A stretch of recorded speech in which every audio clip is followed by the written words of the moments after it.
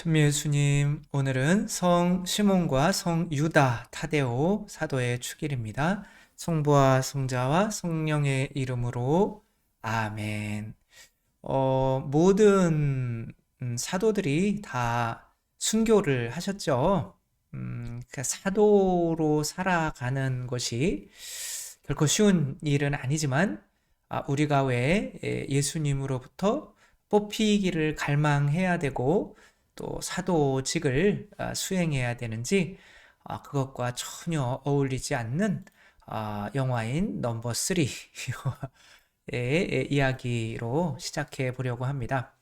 넘버 3에서 요 한석규는 제목이 넘버 3죠.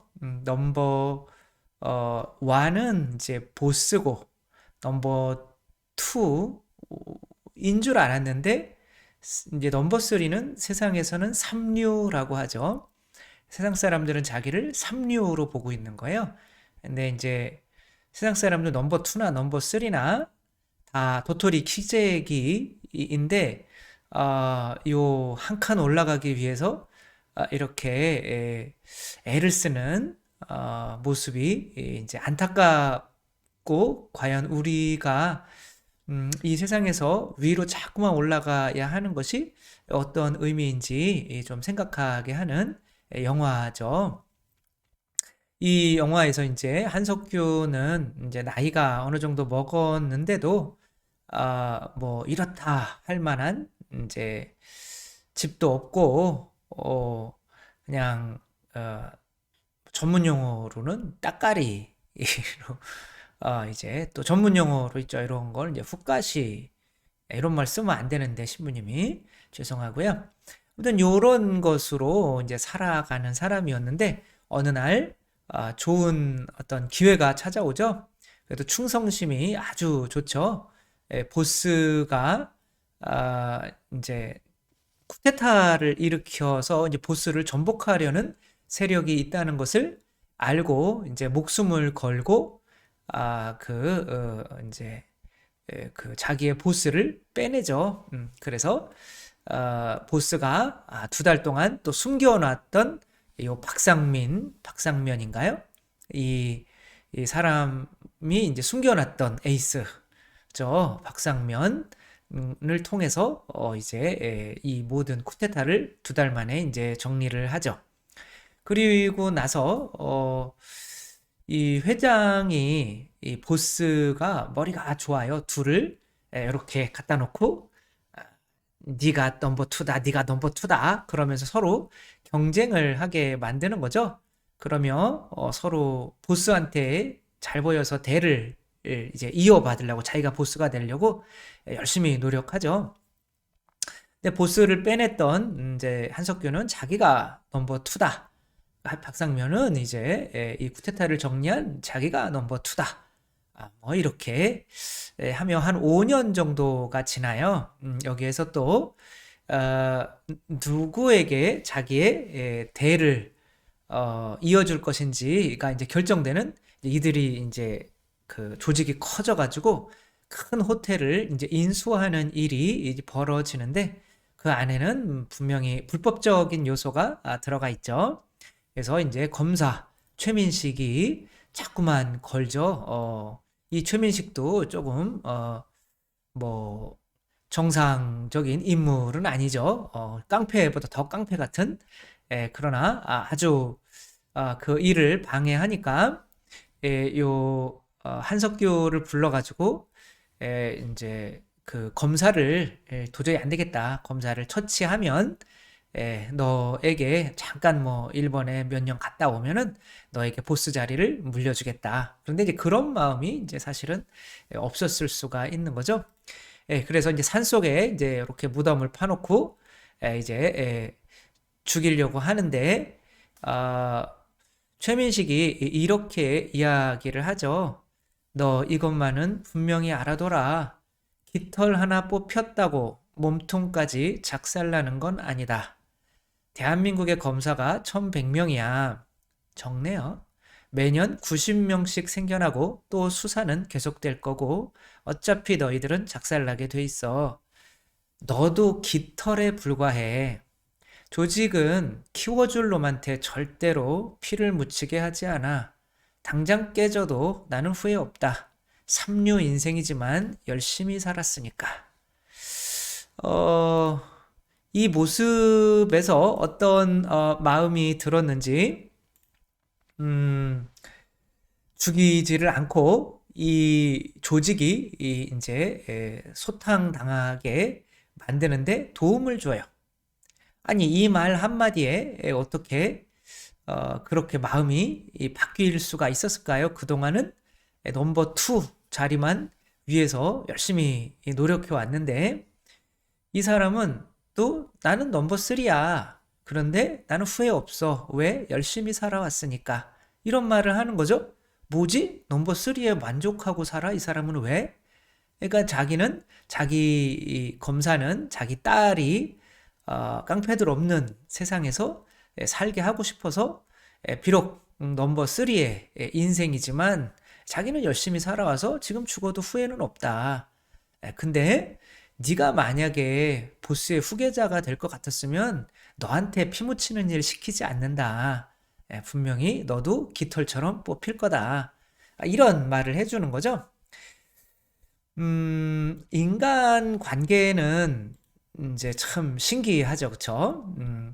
언제까지 내가 누군가를 좋아하면 언제까지 저 사람이 나를 좋아해 줄 수 있을까? 이게 굉장히 궁금하죠.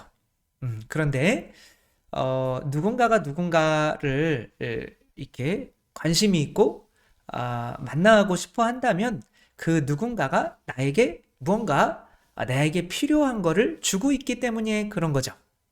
그런 게 없이는 절대 누군가를 만나지 않죠. 나한테 이득이 되지 않으면. 그래서 성당에 나오는 것도 마찬가지고 밖에 나가서 놀러 다니는 것도 마찬가지고 친구들을 만나고 사람을 만나는 것은 반드시 자기에게 이익이 돌아와야 하는 거죠. 근데 이 지금 한석규는 이 세상에서의 뭐 우리가 얘기하는 세속육신 마귀이죠. 뭐 아파트도 사주고 그래서 돈에 대한 거, 어떤 쾌락에 대한 거, 그 다음에 권력에 대한 거, 넘버 2, 뭐 넘버 1.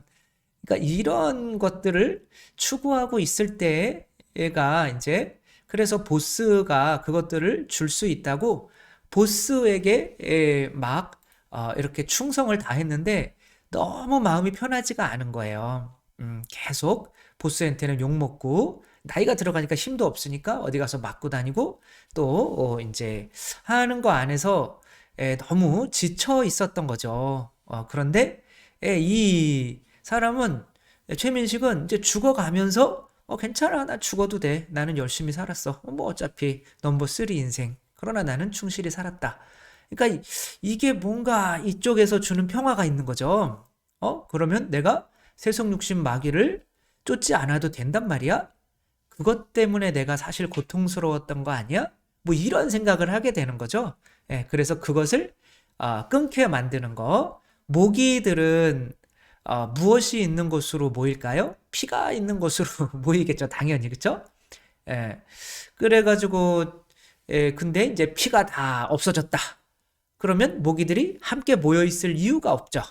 그러니까 나에게 모기들은 왜 삶인 거지? 세속육신 마귀를 추구하는 어떤 그런 삶에서 모이는 그런 조직 안에서는 인간적인 친밀함이나 이런 게 전혀 없어요. 나에게 올 것이 없으면 그냥 서로 쿠데타를 일으켜서 죽고 죽이는 그런 삶인 거죠. 함께 모여 있어도 행복하지 않은 그런 인간관계를 맺을 수밖에 없죠. 하지만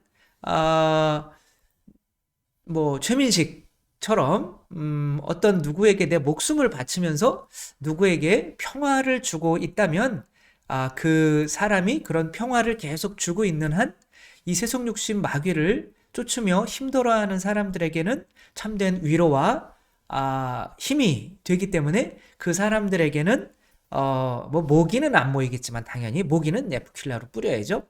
그리고 그런 거를 좋아하지도 않죠. 물론 교회 내에서도 돈을 찾고 명예를 찾고 어떤 쾌락을 찾는 경우가 또 있죠. 왜냐하면 그거가 약간 섞여 있어야 또 그 사람들이 와서 이제 변화가 되거든요. 그러니까 저도 뭐 주일학교 할 때 뭐 주일학교 했던 교사들 중에 반 정도는 제가 신학교 들어오기 전에 반 정도는 성당에 안 나오는 것 같아요. 그럼 그때 왜 그렇게 주일학교 그런 거에 열심히였냐? 왜냐하면 우리가 엄청 잘 놀았거든요. 맨날 술 먹고 맨날 놀러 다니고 뭐 그런 어떤 기쁨이 있었기 때문에 이제 머물러 있을 수가 있었던 거죠. 그러면서 점점점 교회의 일원이 되거나 아니면 세속육신 마귀를 더 이상 줄 수가 없다. 여기서 하는 사람들은 이제 세속육신 마귀를 계속 추구하는 사람들은 교회에서 멀어지게 되는 거죠. 어, 그, 성인들 중에 안 썩으시는 성인들이 있죠. 요 분은 이제 베르나데트라고 루르드 성모님을 목격한 성녀이시죠. 이분을 이렇게 뭐 얼굴은 약간 이제 밀랍 같은 거로 이렇게 좀 무너져 내리는 데는 이렇게 한 것 같아요. 그렇죠? 근데 이제 손이나 이런 것들은 진짜 완전히 살이죠. 네. 뭐 돌아가신 지가 뭐 정확히는 언제 돌아가셨는지 모르겠지만 뭐 당연히 1800년대 분이니까 한 100년 이상은 되셨을 것 같은데 이렇게 멀쩡하게 안 썩으시죠. 여자분들이 더 많은 것 같아요. 성녀 중에 안 썩는 분들이. 성인 남자분들도 뭐 많이 계시지만 그래서 지금 뭐 바티칸 성당에 가면 요한 23세 혹은 뭐 비호 성인도 이렇게 썩지가 않으시고 계시죠. 아무튼 이런 분들 저도 여기 이렇게 유해 보면서 오랫동안 기도를 드렸던 적이 있는데 이분들은 돌아가셨어요. 그런데도 사람이 마구마구 모여들어요. 그래서 이런 분들이 계신 곳에는 진짜 루르드에 가봤더니 파리 다음으로 호텔이 많은 동네가 그 시골 동네 루르드라고 하더라고요. 그 사람이 그렇게 많이 모여드는 거예요.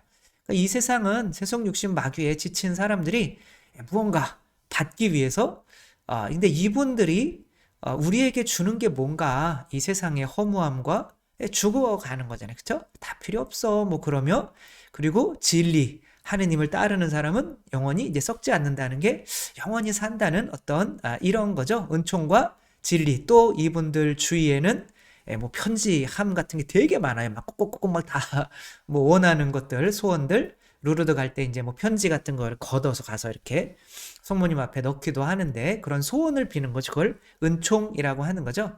그러니까 이분들의 가르침 이게 말씀이고 진리이고 그 다음에 이분들로부터 오는 어떤 병의 치유나 어떤 이렇게 소원의 성취나 이런 것들은 이제 은총이라고 하는 거죠.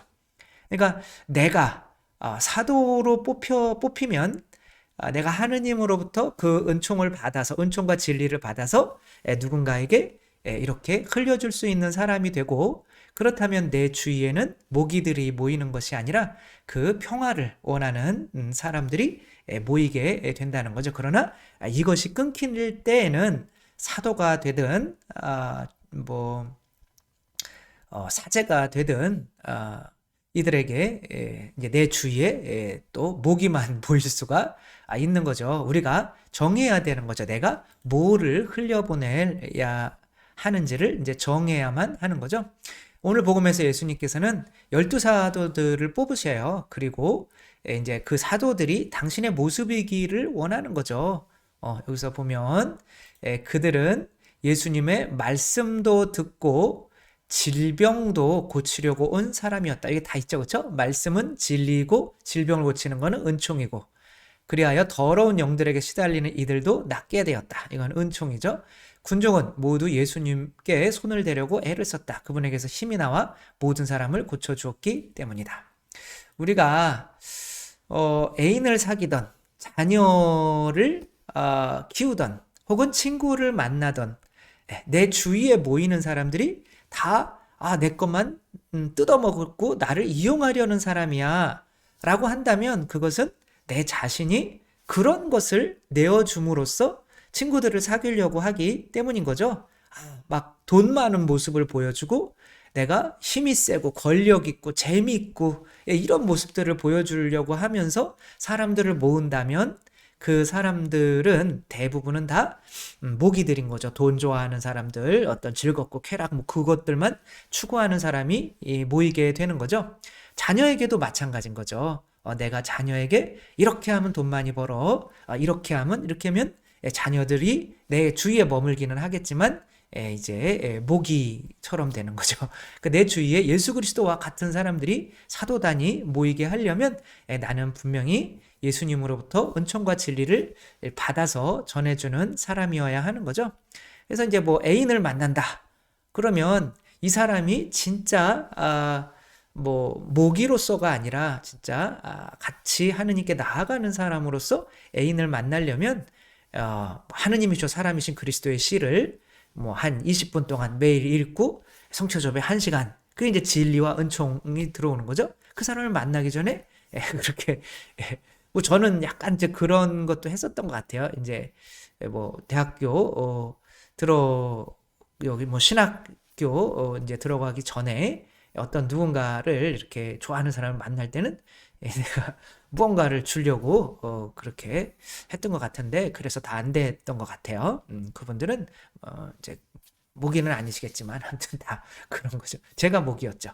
아무튼 우리들 뭐 인간관계에 이렇게 잘 가지며 막판에는 내 주위에 누가 모여 있느냐 나중에 그 김수환 추경님도 그러시죠. 기자가 어떻게 사는 게 좋은 인생입니까? 라고 할 때 내가 태어날 때는 나만 울고 주위의 모든 사람은 울었습니다. 웃었습니다.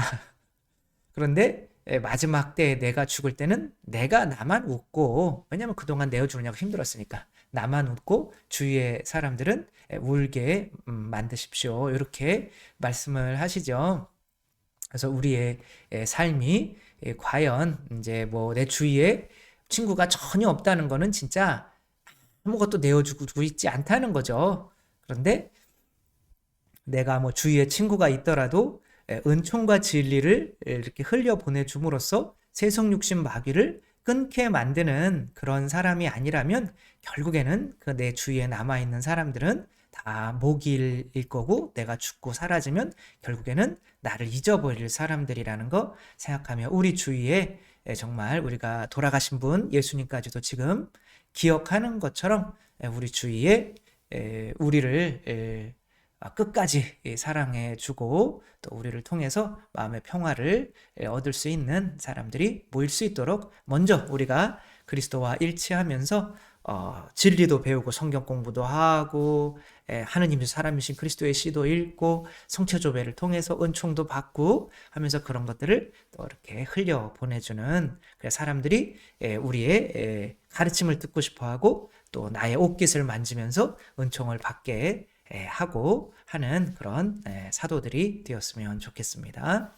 주님께서 여러분과 함께 전능하신 천주 성부와 성자와 성령께서는 여기 모인 모든 이에게 축복을 내리시어 길이 머물게 하소서.